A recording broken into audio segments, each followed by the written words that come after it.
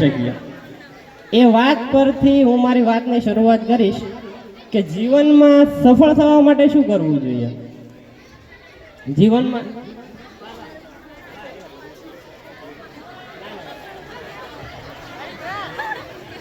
સફળ થવું હોય તો શું કરવું પડે?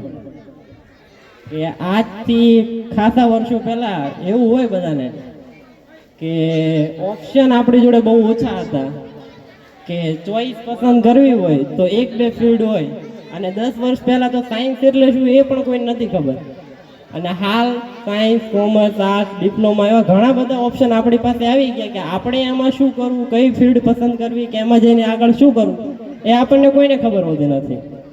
આજથી 10 વર્ષ પાછળ જો આપણે જઈએ તો આપણને ખબર હોય કે પાણી ભરવું હોય આપણે પાણી તો ગામથી દૂર તળાવ હોય, કૂવો હોય, નહેર હોય, ત્યાં જવું પડતું, અને હાલ ઘરે ચકલા આવી ગયા તોય પાણી ભરવું કઠે છે। પહેલા બહેનો ઠેઠ ગામથી 1-2 કિલોમીટર દૂર જાતે દેગડા લઈને જાતે ભરવા જવું પડતું।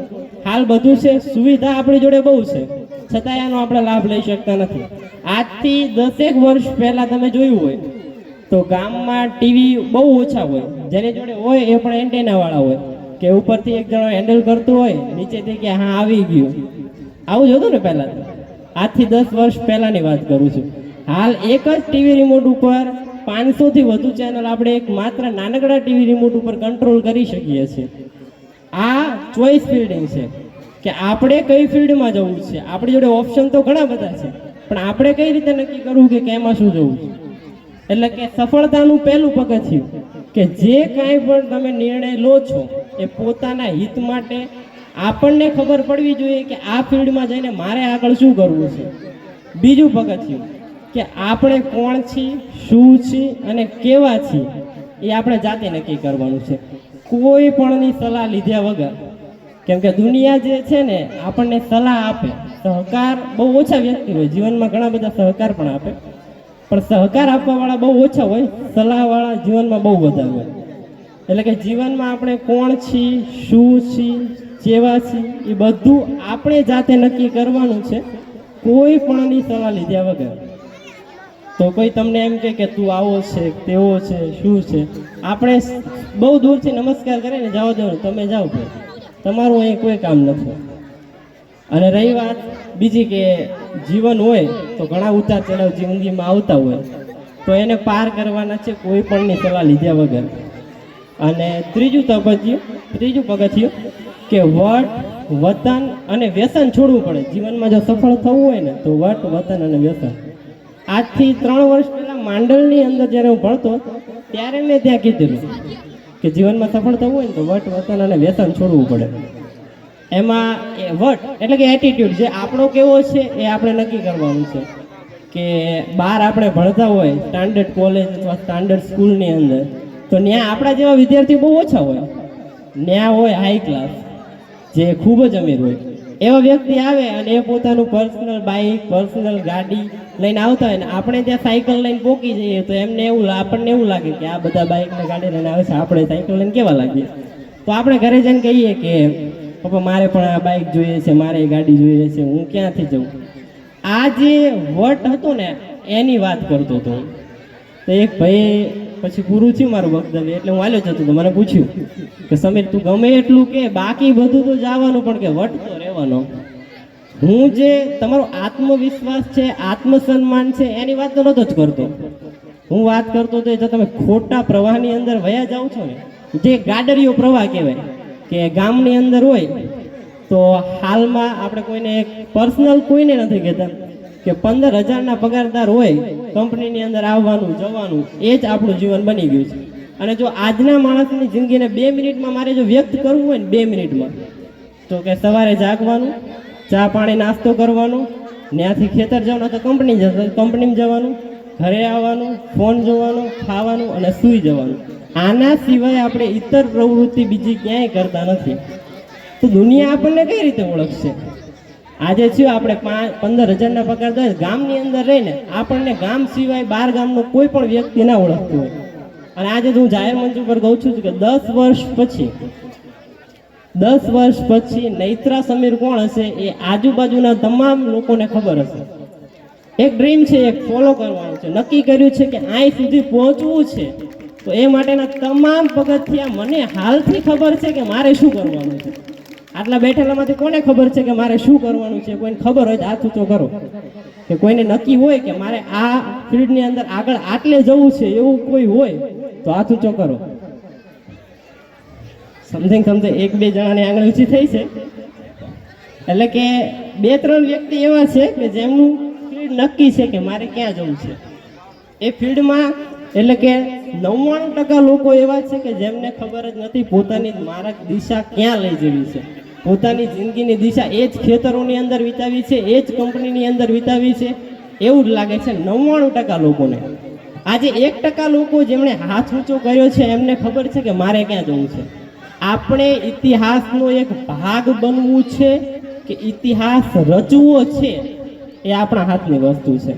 ઇતિહાસનો ભાગ બનવાવાળા બધા હોય કે અહીંયા ત્યાં ફરતા હોય, રખડતા હોય, બધા ઇતિહાસનો ભાગ છે. એમના નામ ઇતિહાસના પન્ને પણ ના લખાય. આપણે પોતાનો ઇતિહાસ રચવા માટે બધાથી અલગ કરવું પડે. કોઈ પણ એવા વ્યક્તિ જોડે વાત ના કરશો કે જે તમારો ટાઈમ પાસ કરે. ટાઈમ પાસ વગરની વાતો પણ કોઈની જોડે ના કરે.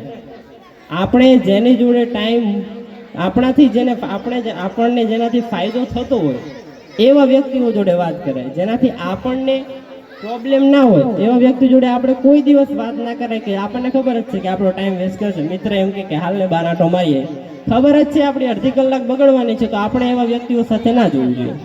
અને આજ સુધી આટલી મોટી મારી જિંદગીમાં મને ક્યારે એમ નથી લાગ્યું કે આ સ્ટેપ મારાથી ખોટું થઈ ગયું, કે આ મારાથી ભૂલ થઈ ગઈ. અને જિંદગીમાં જે આવ્યું એ બધું મને I also accepted of my life. મને કોઈ દિવસ એવું નથી લાગ્યું કે આ મારાથી ભૂલ થઈ હોય, કે આ મેં ખોટું કરી નાખ્યું. મને હંમેશા એમ જ લાગ્યું જે કર્યું છે એ સાચું જ કર્યું છે. કોઈ દિવસ કોઈના પ્રત્યે એવી દુઃખી લાગણી કે ભાવના મારી કોઈ દિવસ નથી. માંડળની અંદર તો ઘણી વાર હું બોલતો, ઘણું બધું બોલ્યો છું. એમને તો ઘણો બધો લાભ લીધો છે મારો, અને બોલવાનો ચાન્સ આજે એમને અહીંયા મળ્યો. જો કે એ નક્કી જ નહોતું, પણ પછી લાગ્યું કે 2-4 શબ્દો મારે પણ બોલવા છે, એટલે પછી બોલી નાખ્યું. આપણે જે સફળ થઈએ ને તો દુનિયા આપણને સફળ થયા પછી ઓળખે, પણ સફળતા પહેલાંનો જે આપણો માર્ગ કેવો હતો એ કોઈ ના ઓળખે. 10 વર્ષ ફ્રીમાં બોલ્યા પછી લોકો 2-2 વર્ષ થિયેટરની આગળ લાઈન લગાડતા હોય ને તો આપણને તો એ 2 વર્ષ જ દેખાય, પણ એની પાછળનો જે 10 વર્ષનો સંઘર્ષ છે ને એ આપણને જોતા નથી આવડતું. જો એ 10 વર્ષનો સંઘર્ષ જોતા આપણને આવડી જાય ને તો આપણે ક્યાંય ના ક્યાંય જઈ શકીએ, પણ એ આપણને આવડતું નથી. દુનિયા જે છે ને સફળ વ્યક્તિની જ વેલ્યુ કરે. આપણે અહીંયાથી ગમે એટલું બોલ્યા હોય અને 10 વર્ષ પછી આમાંથી બેઠેલામાંથી હું તો 50%ને ઓળખતો પણ નથી, પણ 10 વર્ષ પછી કદાચ મને કોઈ ઓળખતું હોય તો એ મારા 1-2 વર્ષ જ જોવે કે ભાઈ આની તૈયારી કરતો હતો, અહીંયા રહેતો હતો, આવું બધું કરતો હતો, એટલે સફળ થઈ ગયો. પણ એની પાછળ જે મારા 12-13 વર્ષનો સંઘર્ષ છે, જે હું હાલથી જ કરી રહ્યો છું, એ કોણ જુએ? એ પોતાના અંગત હોય, આપણા માતા પિતા, આપણા શિક્ષકો, આપણા જે નાનપણના મિત્રો હોય, એને ખબર હોય કે આ આવું બધું કરતો હતો, અહીંયાથી તૈયારી કરતો હતો, એવા વ્યક્તિને ખબર હોય. બાકી બધાને તો એમ જ થાય કે નૈત્રા સમય એટલે આ. અને બહુ જ પ્રામાણિકતાથી કહું છું, બહુ અતિશય પ્રામાણિકતાથી કહું છું કે 10 વર્ષ પછી તમે બધા મને ઓળખતા હશો. અહીંયા ગામમાં હોય કે ગમે અહીંયા હોય, પણ મારું નામ તો તમારી જોડે હશે. અને બહુ સમય નથી ને કે ઘણો બધો તમને લાભ આપે. મારી જોડે શબ્દો ખૂટે એવા જ નથી, પણ આ તો સમયની મર્યાદાને કારણે બંધ થવું પડે છે. પણ છતાંય એક છેલ્લે જતાં એક વાત કહી દઉં કે આજ સુધી દુનિયા એવું માનતી હતી કે આપણે કોઈને હસાવવા હોય અથવા તો કોઈને અનુભવ કરાવવો હોય તો બોલવાની જરૂર પડે. આપણી સામે છે ચાર્લી ચેપ્લિન કે જેમણે એક પણ શબ્દ બોલ્યા વગર આખી દુનિયાને હસાવી છે. આજ સુધી દુનિયા એવું માનતી હતી કે આપણે કંઈક કરવા માટે મોટા ટોળાની જરૂર પડે, તો આપણી સામે છે ગાંધીજી કે જેમને એકલા ચાલેલા અને આખો દેશ તેમની પાછળ ચાલેલો. આજ સુધી દુનિયા એવું માનતી હતી કે એક નાનકડા ગામમાં ગરીબ પરિવારમાંથી જન્મેલો બાળક કંઈ પણ ના કરી શકે. આપણી સામે છે APJ અબ્દુલ કલામ, જે એ પણ એક સામાન્ય વર્ગમાંથી આવતા હતા. આજ સુધી દુનિયા એવું માનતી હતી કે સારો જમવાનો બનાવવાનો અધિકાર ફક્ત સ્ત્રીઓનો જ છે. આપણી સામે છે સંજીવ કપૂર કે જેમણે સમગ્ર દુનિયાને ભારતનો સ્વાદ ચખાડ્યો. તો આપણે આજ સુધી એવું જ માનીએ છીએ કે આપણે પણ એક નાનકડા ગામમાં રહીએ છીએ, આપણે પણ અહીંયા જ મરવાનું છે, અહીંયા જ બધું કરવાનું છે. તો એ બધું છોડી દો અને આપણે કોણ છીએ, કેવા છીએ, શું છીએ એ એકવાર વિચાર કરો. અને એ વિચાર કરવાનો સમય શરૂ થયો છે હવે. Thank you so much.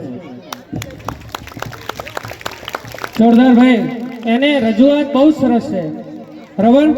એટલે ખૂબ સમય ન બગાડતા અને ક્યાં જવું છે, કઈ દિશામાં આગળ વધવું છે, જરાક એ પણ આપણે વિચારશું.